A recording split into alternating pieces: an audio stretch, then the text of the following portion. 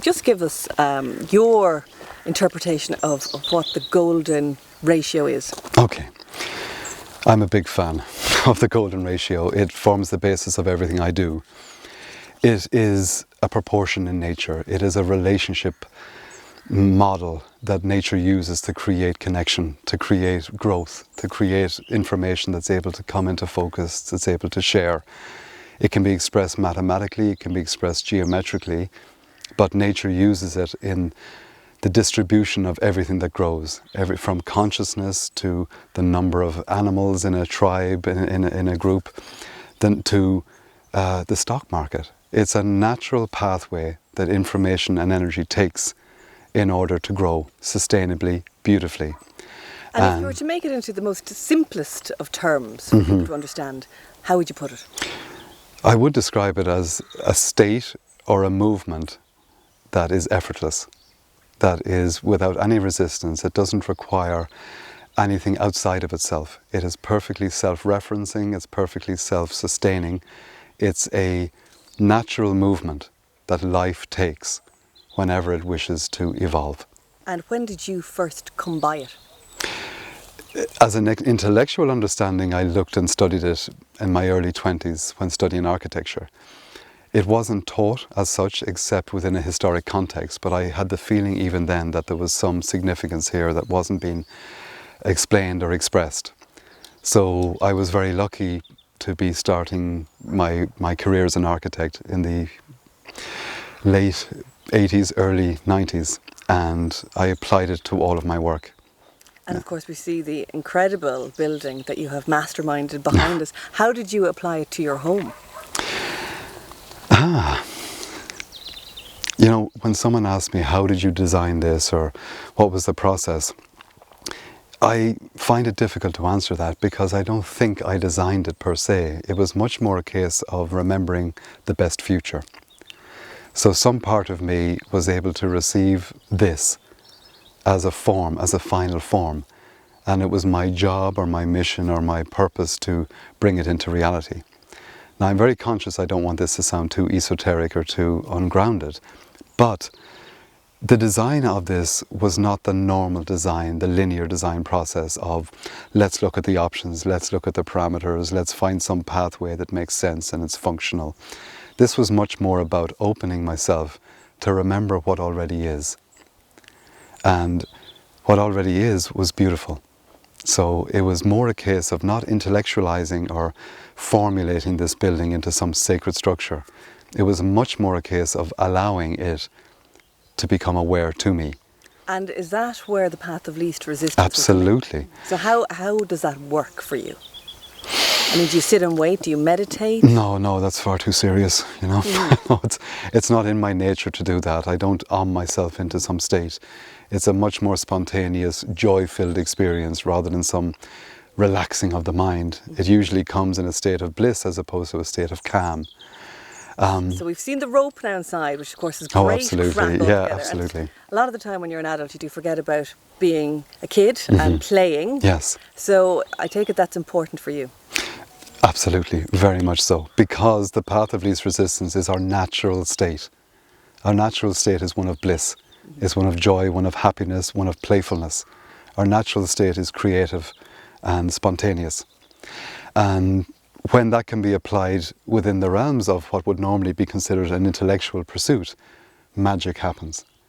Because in the case of architecture, you get an opportunity to play with space and form, but also intellectually turn it into a viable process and a finished building.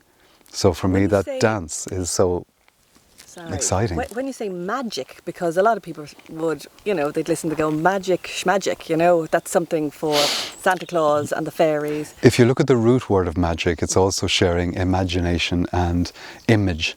So our ability to hold a coherent vision of something is the essence of what would normally be called magic in this context.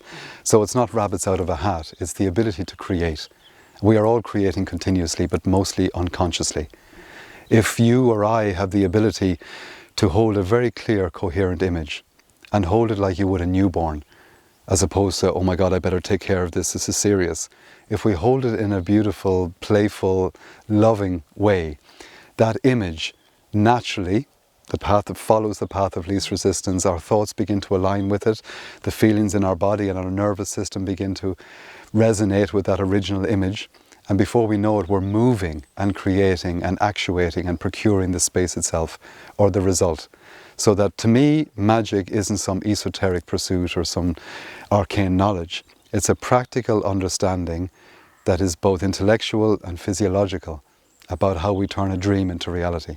And where do you think we are at, humanity-wise, in terms of the path of least resistance? And we'll talk about Ireland in particular, because it's always different from country to country. But in Ireland, Yes. where do you think we're at?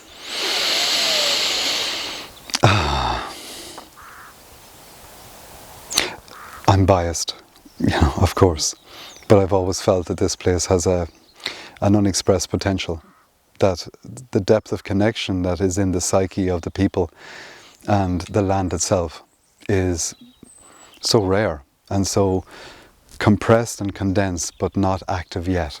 So there is a potential here, and I don't mean an economic potential or some sort of a paddy-whackery potential, of good tourist numbers and high house prices. I mean, it's a potential for us to collectively remember who we are.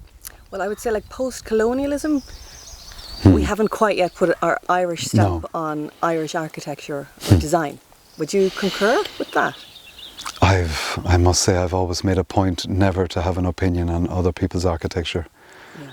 Really, it's not that it's not interesting to me. It's just an opinion.